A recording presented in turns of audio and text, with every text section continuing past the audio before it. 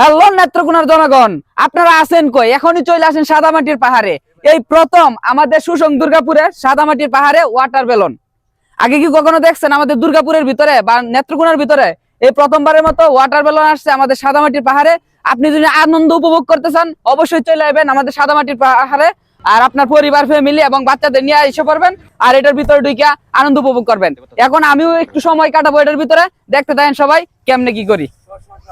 বিজানা তো এটার ভিতরে না, আল্লাহ জানে। প্রথমবার আমি উঠতেছি, দেখি কি কেমন অনুভূতিটা কিরকম লাগে।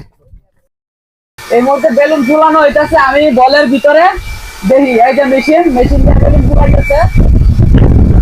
প্রথমবার উঠছি, একটু নার্ভাস, দেখি কিরকম অনুভূতিটা কিরকম। ওই যে বাইরে পাহাড়, পিছনে পাহাড়। একটা মানুষ অনায়াসে এনে দাঁড়াইতে পারবো, আর সাথে আরো আধাতের উপরে জায়গা আছে। এই যে ধীরে ধীরে নামাইতেছে আমারে, দেখি কি অবস্থা। যদি পড়ি তাইলে তো না, পানি তো সমস্যা নাই আশা করি। ধাক্কা দিয়ে দিছি। এইটার মধ্যে যে অবস্থা, আপনি যদি দাঁড়াইতে চান অবশ্যই পড়ে যাবেন। যত উইটা দাঁড়াইবে তত পড়ে যাবেন। এই দেখেন পিছনে সাদামাটির পাহাড়টা আমার পিছনে, আর এই সবুজ যে পানিটা নিল্লা বসে খাওয়ার মতো পরিস্থিতি নাই।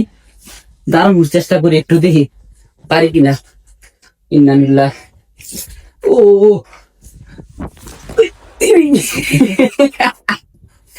সাথে আরেকজন হলে বেশি ভালো হইতো। ওইটা দাঁড়ানোর মতো কোনো অবস্থাই নাই এনে।